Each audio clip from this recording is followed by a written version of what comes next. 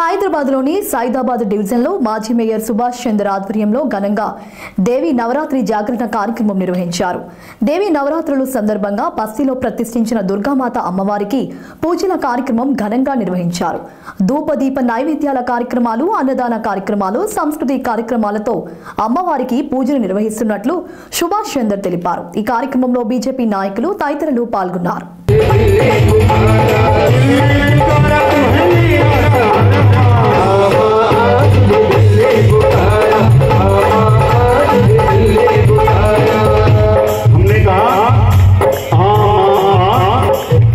तुझे दिल ने पुकारा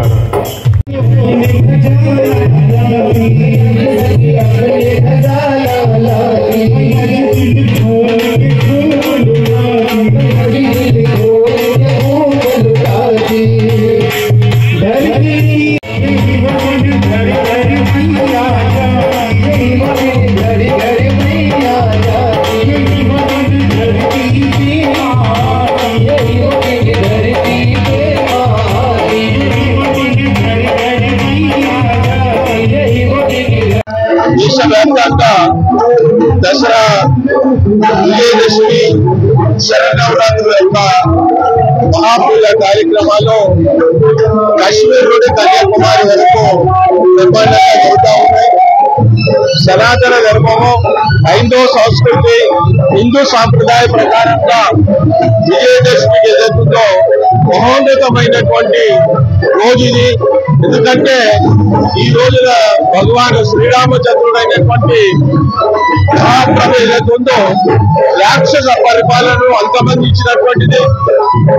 రావణుడు కూడా రావణ బ్రహ్మనే, కానీ ఆయనకు ఉన్నటువంటి రాక్షసత్వాన్ని దాని మురూపమాపి ప్రజల్లో ఏదైతుందో ఒక చైతన్యం తీసుకొచ్చినటువంటి రోజు.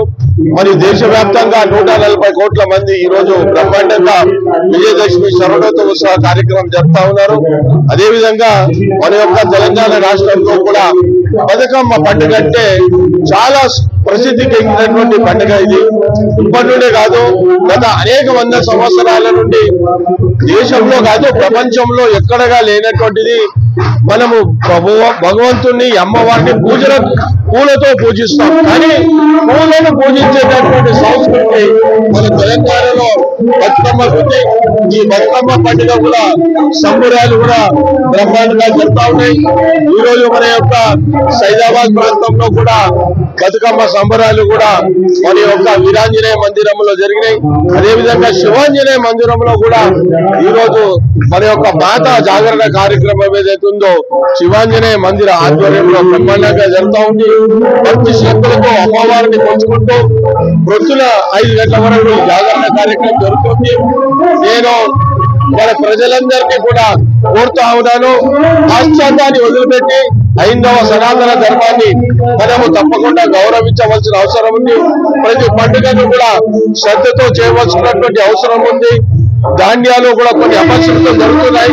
అట్లా కాకుండా హైందవ సంస్కృతిలో నృత్యానికి ప్రత్యేకమైనటువంటి స్థానం ఉంది కాబట్టి దాన్ని కాపాడవలసిందిగా కోరుకుంటూ నేను అమ్మవారిని కూడా ప్రార్థిస్తున్నాను. అమ్మవారు ప్రజలందరినీ కూడా చల్లగా చూడాలని, అందరినీ కూడా సుఖశాంతులతో వాళ్ళని దీవించాలని చెప్పి విజయదశమి శరన్నవరాత్రి సందర్భంగా చేస్తా ఉన్నాను.